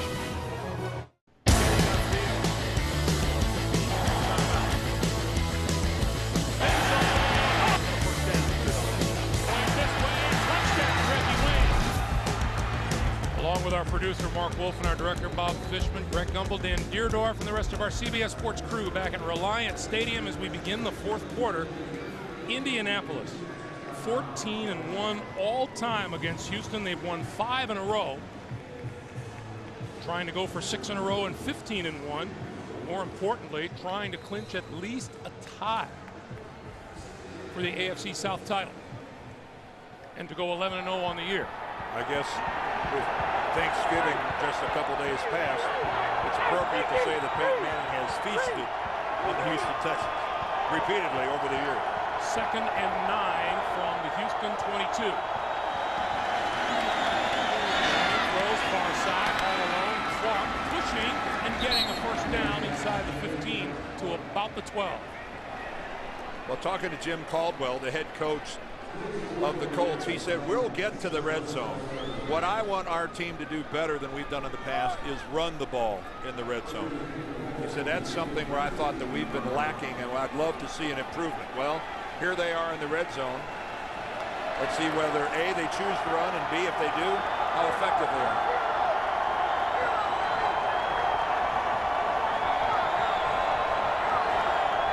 Used to say, well, there's Peyton changing the play. But who knows? A dime. No game. Ryan, the middle linebacker. Well, that's not what they were looking for.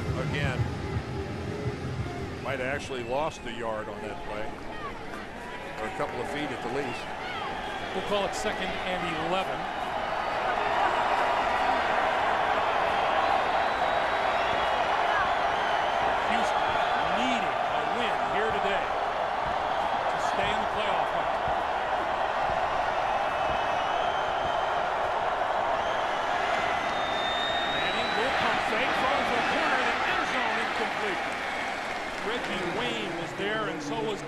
Robinson. Yeah, that's a pass that could only be completed if somehow Robinson breaks down in his scheme back there, because that's the only spot, the corner of the end zone, that's open. And when Robinson is there, no chance. Reggie Wayne never could have made a play on that ball. How about that? 4 straight games win after trailing in the 4th. Looking to make it 5. 3rd and 11.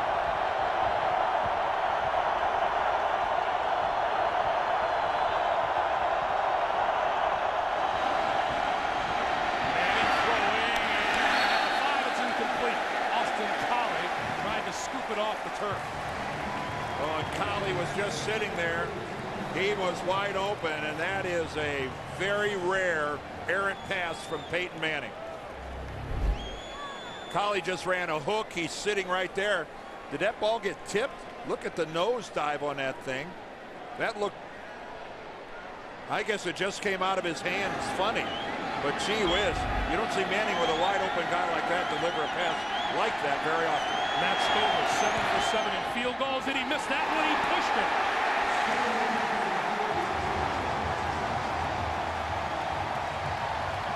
I'll guarantee you one thing, Chris Brown's on the other side of the field going, Steve, it happens to everybody. Know the feeling.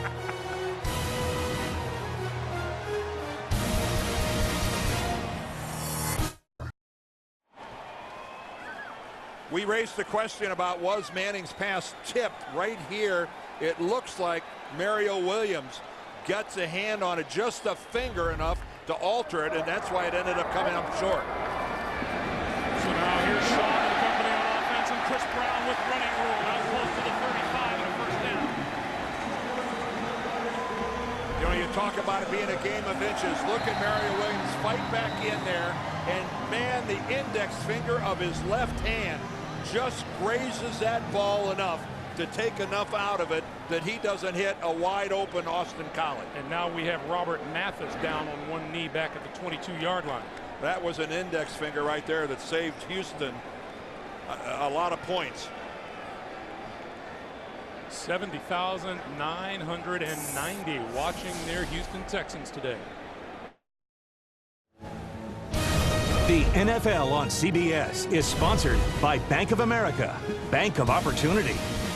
Jared, the Galleria of Jewelry, with 5 times the selection of ordinary jewelry stores.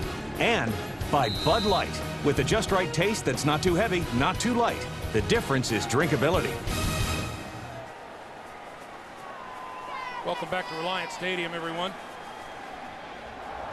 Houston at their own 34. We're under 13 minutes to play in the fourth. Chris Brown. Not very much there at all as Gary Brackett and Raheem Brock combine to make the stop at the 35. Matt Schaub's numbers, Peyton Manning's. Well, Matt Schaub had it all going on, an absolutely perfect first half, but then the interception in the second half. Slayton averaging almost 6 yards a carry. Hasn't hit the ball on the ground. That was good for him and the Texans. Slayton back into the backfield now. Schaub going to throw. Set up the screen for Slayton. To about the 37. Boy, when you play the Colts, you can have a play look so promising for a second or two, and then all of a sudden it's almost like they come in out of the mist or something. These defensive guys just find their way to the football. Look at this. Doesn't that look wide open? Now Slayton might not have made the greatest of choices cutting back to the inside. He might have tried to take that to the outside. But boy, they converge on the football. Shaw spreading the field on 3rd and 7. Stepping up, throwing incomplete. Came up short of David Anderson, the 4th-year wideout from Colorado State. Boy, he had him too, but man, that's a hard thing to do. Rolling to your right and under pressure and then trying to come back and hit a guy who's running away from you in the total opposite direction. And Matt Schaub just didn't get enough on the football, but he had an open guy. Now the Texans are getting into that area of tempting fate. After you regain possession, you got to give the ball back to Peyton Manning. This is T.J. Ruff back at his own 5-yard line. Trying to find running room and gets it back to about the 10. 11-14 to play in the fourth. 20-14 Houston. Hey, music's biggest night kicks off with the Grammy Nominations Concert Live. See your favorite stars perform. LL Cool J hosts the Grammy Nominations Concert live Wednesday, only CBS. Houston Texans get a pretty good deal in the field position switch. Here's Peyton Manning to throw over the middle, bobbled, and held onto by a dive. But what a hit by Dante Robinson. Listen up. But Manning back in a hurry, throwing over the middle. Tully made the catch across the 45 to the 46-yard line and a first down. Well, Peyton Manning now going to the hurry up. It worked for him so well in the first game. He said when you hurry up, they don't have time to put in anything exotic. You end up seeing more base coverages when you do the hurry up. Pass outside is complete and across midfield and out of bounds is once again Austin Collie. Let's go back to that hit by Dante Robinson.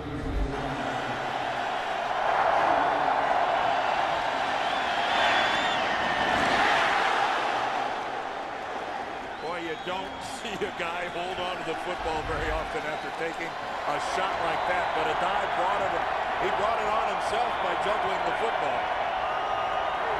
And that'll teach him. 2nd and 2.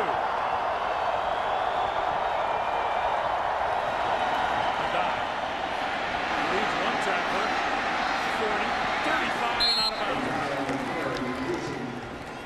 And just like that, the Colts have come from deep in their own territory to the Houston 35.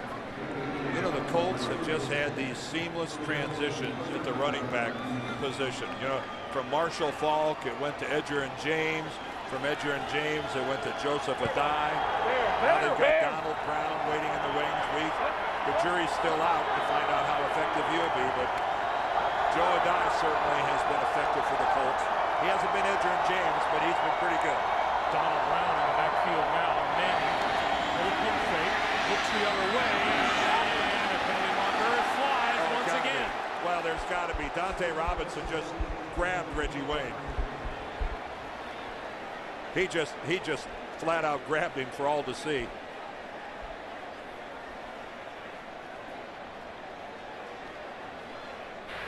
Pass interference, number 23. Defense, automatic first down. Well, the alternative sometimes when you're a corner is a touchdown. And that's Dante Robinson.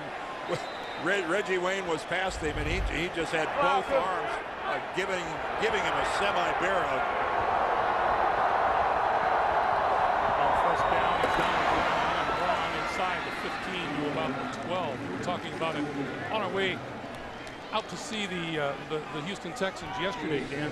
Imagine that University of Miami football team with Andre Johnson on one side of the field and Reggie Wayne on the other. Yeah, it's pretty remarkable. Reggie Wayne, a couple years older than Andre Johnson, but gee whiz.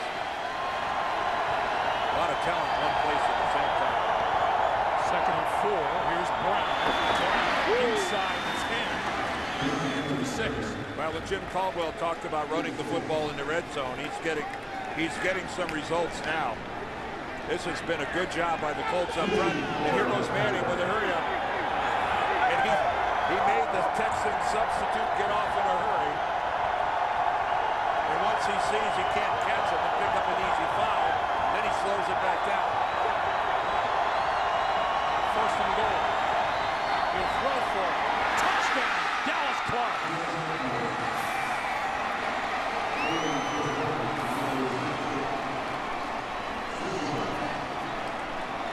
Again, Dallas Clark demonstrate his extraordinary hands.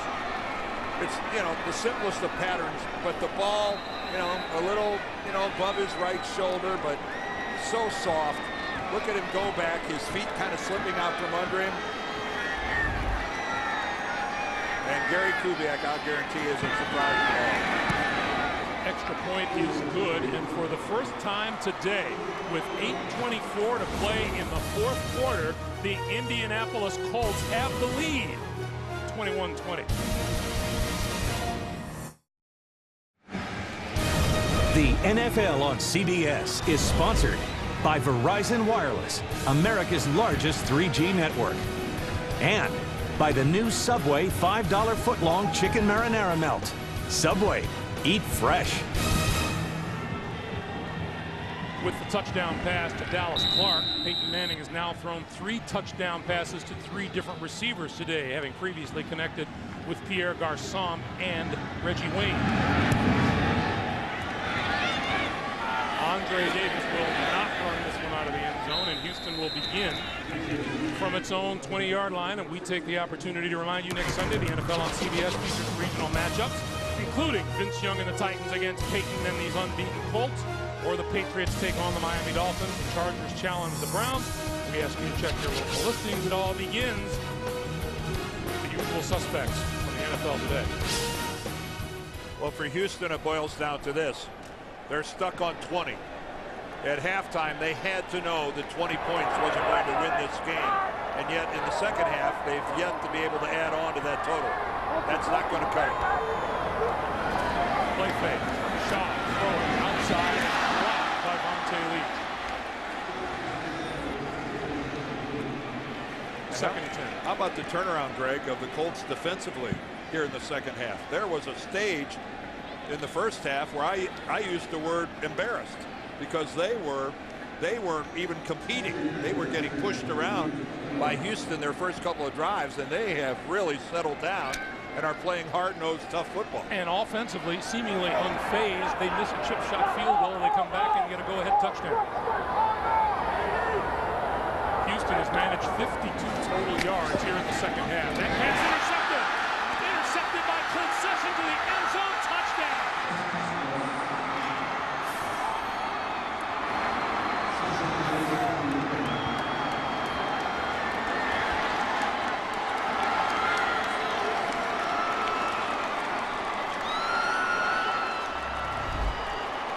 How backbreaking is that?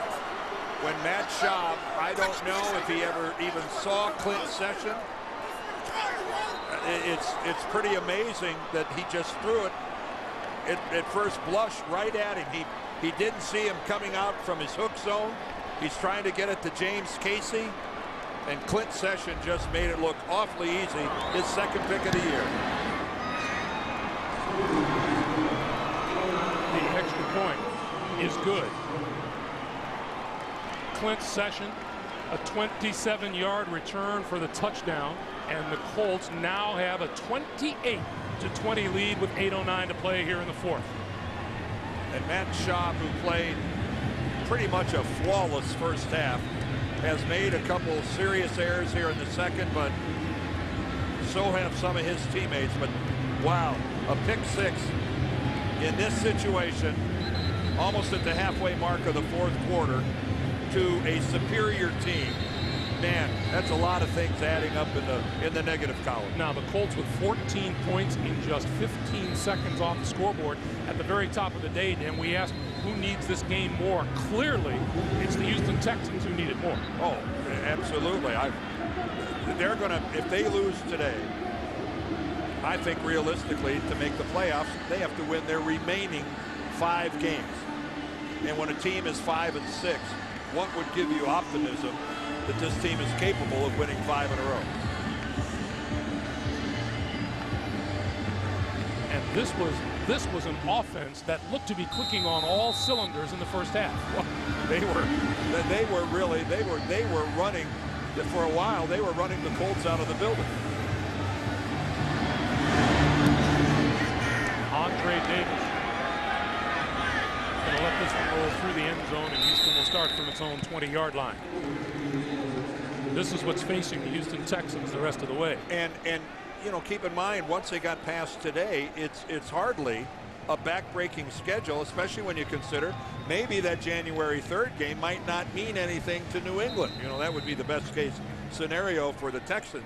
So that's why today's game is so critical. Now, they're only one possession down from tying the game with a touchdown and a 2-point conversion. So this game is far from being over.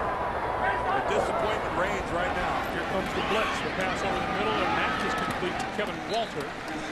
And that's out to about the 27-yard line. A pickup of 7. It'll be 2nd and 3. Now, Dwight Freeney isn't here today, but there is a real noticeable change defensively for this Colts team.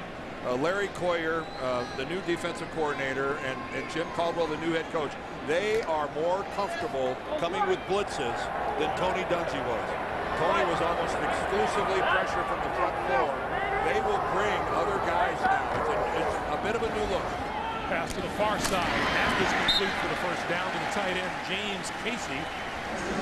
Gary Kubiak feels that they are very, very well set at the tight end position, especially after having lost a good one earlier in the year. Yeah, Owen Daniels is on injured reserve. He's missed the last 3 games, and this team was really hamstrung when they lost Owen Daniels, because he was a guy that could keep a defense honest from rolling over all the time on Andre Johnson. He owned the middle of the field, the Pro Bowler. He's still the second leading receiver on this team, even though he's been out for 3 games. The play fake to Slayton. Shaw this time throwing out here. Leach holds on to this one. It's across the 35 to about the 36-yard line. Philip Wheeler making the tackle for Indianapolis. Clock continues to move, coming up on 6:40 to play in the fourth. And Matt Schaub trying to just get everything together again the way it was in the first half. Well, you need this one drive. Just keep this thing going. That's Big John Tierling there, the defensive line coach for the Colts. What a character. 2nd and 6.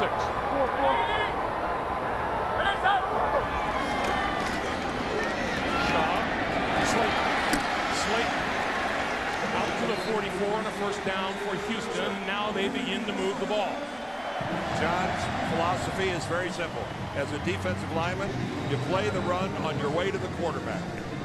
It is all about hitting the quarterback, knocking him down, disrupting him, doing what he is really one of the best defensive line coaches in the game, and he is a fun guy to be around.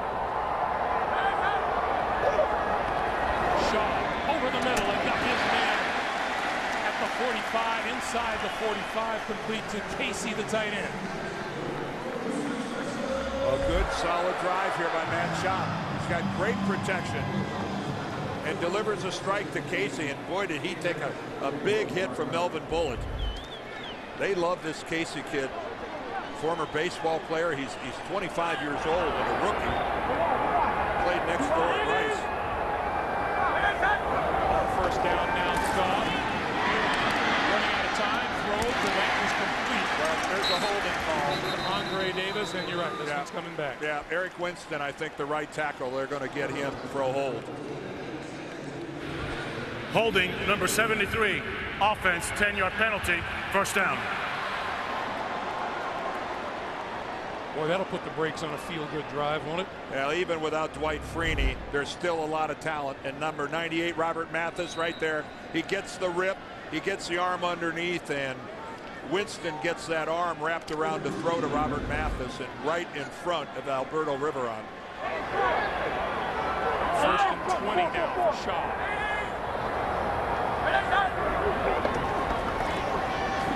Far side of the field, overthrew David Anderson. It'll be 2nd and 20.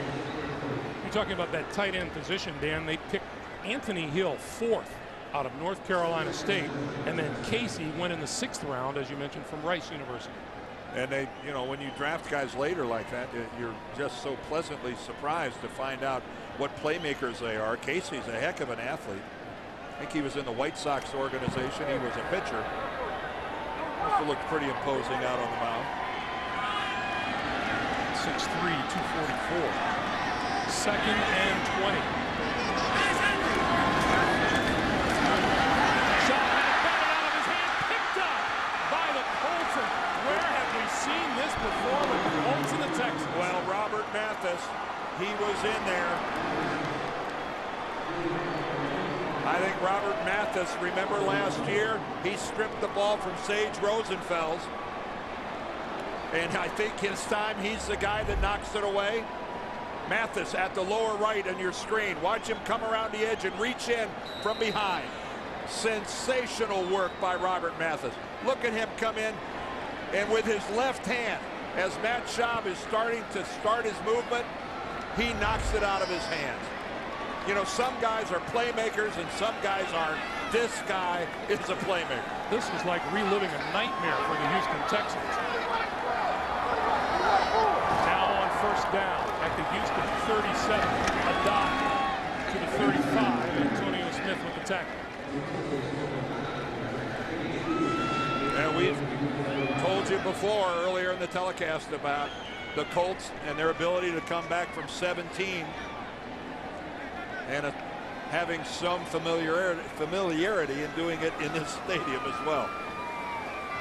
And Gary Kubiak has to be tired of seeing it. Coach Caldwell's Colts with 21 unanswered points and looking to lock it down here with 4 minutes to play.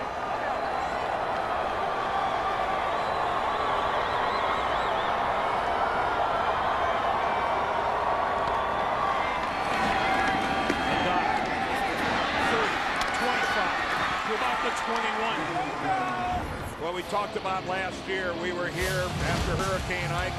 17 points down. He gets it started with a touchdown to Sandy. And then there's Rosenfeld running with the ball. He's going to fumble it. Gary Brackett picks it up, runs it back for a touchdown. And then here comes Robert Mathis. Rosenfeld doesn't feel him coming in from behind. He strips the ball. And then this circus catch by Reggie Wayne puts it in the bank. a 27-10 lead ends up with a 31-27 loss. First down, Chad Simpson in the backfield now behind Manning, and he's going to get the handoff and try the left side and get very little on play. Mario Williams tracking him down, and we have a timeout on the field. Houston uses the first of its 3 timeouts here in the second half. 2:59 to play in the fourth quarter, and it just shows what everyone in the league knows. You cannot take your foot off the pedal when you're playing the Indianapolis Colts. No, and remember we talked about finishing? Well, here in the second half, the finishing has been done by the Indianapolis Colts. Gary Kubiak said, we just have to learn to close the deal. Well, the deal has been in the process of being closed by what the Colts have done in the final 30 minutes there. Reggie Wayne gets it started with that fade pattern in the corner. Then Antoine Bethea gets the interception. Clark comes back with his touchdown, and then Clint Session gets a pick 6. And Robert Mathis with great hustle around the corner strips it. Raheem Brock gets the recovery, and these guys in the blue are a bit shell-shocked. Second and 13, Simpson again cuts it back inside the 20, inside the 15, to the end zone for the touchdown.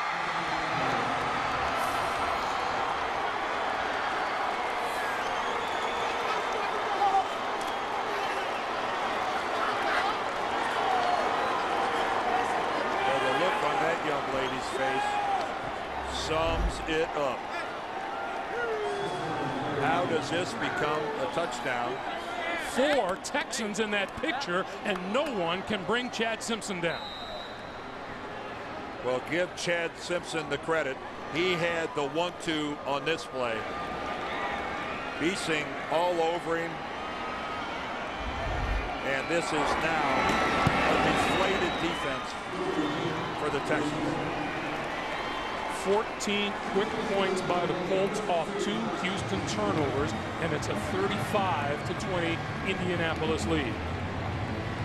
Our reminder, Saturday, 2 of the biggest names in college basketball collide. The defending national champion North Carolina Tar Heels take on the Wildcats of Kentucky in the season premiere of NCAA Hoop, right here on the home of the NCAA Men's Basketball Championship, CBS Sports. Well, this has been a 28-point second half for Indianapolis, and there are a lot of congratulations to be handed out to the Colts. Owner Jim Irsay this week extends, Bill Polian, the president of the team, extends his contract. His son promoted to general manager. The seamless transition of Jim Caldwell replacing Tony Dungy. The Colts are just a model of excellence. It's an organization that flows. Well, it is an organization that many other teams in the NFL are attempting to emulate. They are pretty much a gold standard. New England has got one. There are a couple, and the Colts are right there. Jacoby Jones will run this one out of the end zone. Across the 20, still on his feet, trying to get to the outside and run out of bounds short of the 25-yard line.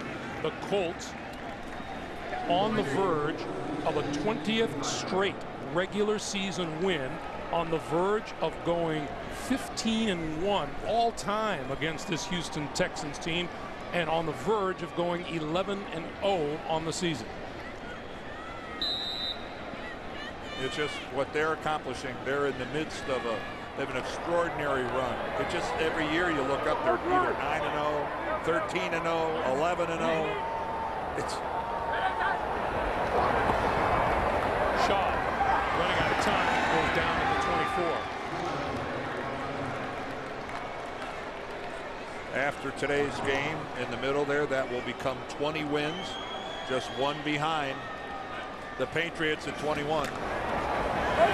Shaw with time and throws, and that's completed the 30-yard line to David Anderson. And, you know, they're 15 points up, Dan, but not all of their games have been so easy. And Gary Kubiak says it's the mark of a good team. They win all kinds of ways. Well, the first half of the season, as we watched the Texans attempt to get something on the board, in the first half of the season they were winning by what, 17 points a game or something like that, and then And then now they've been in a stretch where they're only winning by a couple points a game. 2 minutes to play here in Houston.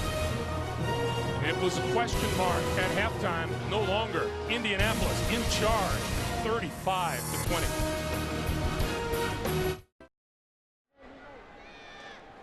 Number 90, Mario Williams, feeling the frustration as much as any Houston Texan here today. Shaw with time over the middle, grabbed by Andre Johnson to the 45 to the 42-yard line, and a first down, and the clock moving, coming up on 1:45 to play.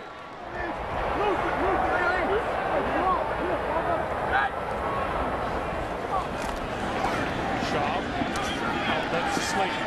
Slayton looking for the sideline and runs out of bounds at the 35. A reminder for you, coming up, the Subway post-game show. JB, Dan Shannon, Boomer, Coach Cowher will have all the latest NFL scores and highlights coming up on the Subway post-game show. Something to consider. With 6 minutes, 40 seconds to play in the second quarter, Houston led this game 17-0. And it was the way they were winning. It was how dominant they were. They were pushing the Colts all over the field on both sides of the ball. Under pressure and got rid of it. Freddie Keaho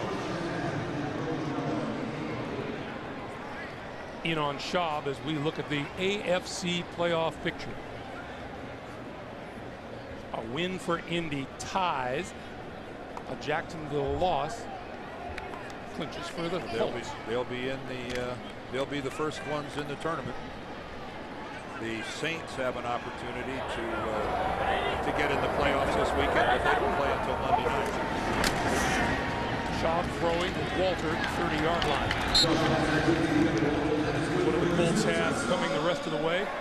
Home to Tennessee and Denver, travel to Jacksonville, home to the Jets, and then on the road at Buffalo. Well, first of all, we've learned one thing. Tennessee is no chalk up in the W College. That's for sure. The way the Titans are playing lately, that's going to be a darn good football game. Add to that a division rivalry. 2nd and 5, 1 minute on the clock. If only Houston could do something crazy here, like get it in the end zone, all of a sudden we'd have a very interesting onside kick and a reason to get excited. They have been shut out here in the second half. 20 on the board in the first half, shut out in the second half. Shaw going to go for it in the corner of the end zone and overthrew to Slayton. Again, remind you, the Subway post-game show coming next. JB, Dan Shannon, Boomer, Coach Cowher, scores and highlights on the Subway post-game show.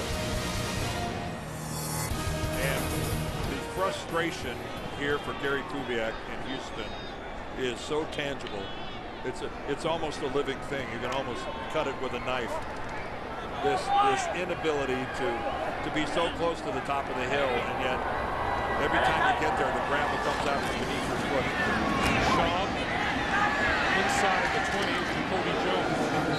We'll go back to what you brought up so many times in the first half. The whole approach for this Houston coaching staff was to finish, and they just couldn't do it today. Well, and they haven't been able to finish this season. You know, at one point in time, they were 5-3. And now, if they lose this game, this will be 3 consecutive losses. And how quickly 5-3 turns into 5-6. Timeout on the field. Colt fans are celebrating 11-0.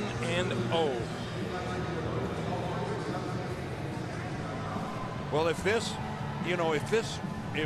the roles were reversed here, and this was Peyton Manning trying to get in the end zone, we'd be on the edge of our seats going, you know, they'll get the onside kick and they'll get the ball, and who knows what might happen.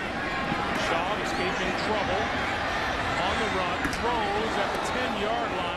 Kevin Walter is hit hard by Tim Jennings. Clock continues to move, coming up on half a minute.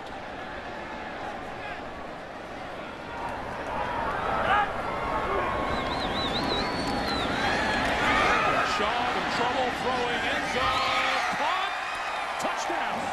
Jacoby Jones. Well, that was a heck of a job by Jacoby Jones of getting his feet down, following a really good job by Matt Schaub of finding him. Schaub feels Robert Mathis right behind him and buys himself a little time. And you can see that Jones got that right foot down back behind him.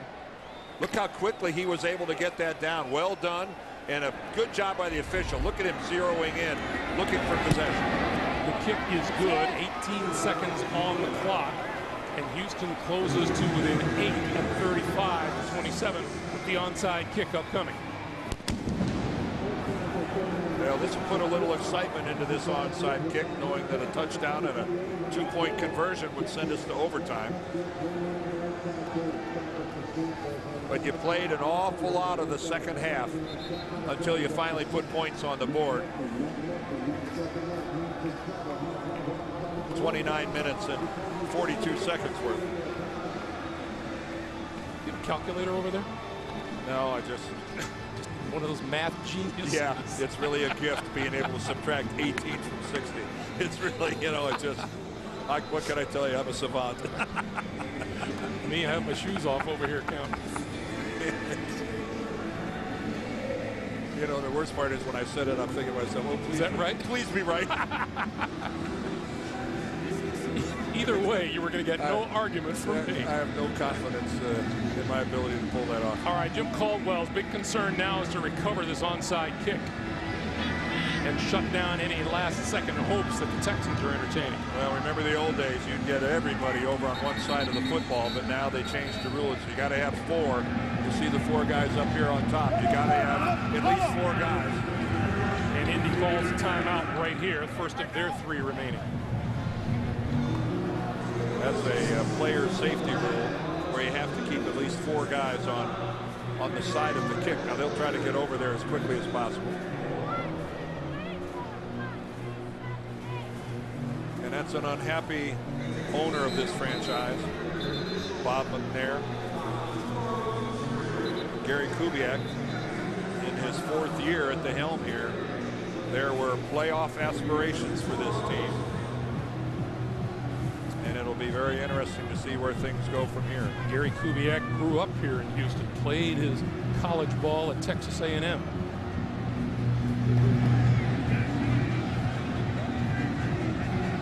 Well, Houston comes back with the same alignment. The 6 guys to the near side. Nobody says he has to kick it to this side. He can go the other way. Yeah, switch it around. It goes far enough and it goes out of bounds. No one could get a hand on it before it went out of bounds. Jacob Tammy actually might have given it a shove.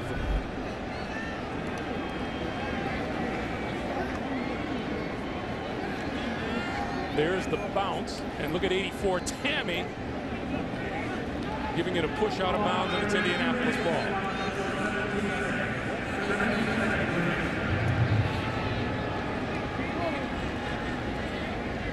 That's why 84 is getting the kudos on the Colts sideline. Well, he made it look like he was actually going for it, but he nudged it. And Peyton will take a knee. And with that, the Colts are 11-0. AFC South rivalry once again goes to the Indianapolis Colts. They are 15-1 and 6 in a row all time against the Houston Texans. And every week, Jim Caldwell sets another record for a rookie head coach and a fast start. 11-0. And how smart do the Colts look in making that transition from Tony Dungy to Jim Caldwell? Our final score, 35-27. Indy for Dan Deerdorf and the rest of our crew. Greg Gumbel, so long from Reliance Stadium in Houston. Up next, the Subway postgame show will take you to New York for scores and highlights after this.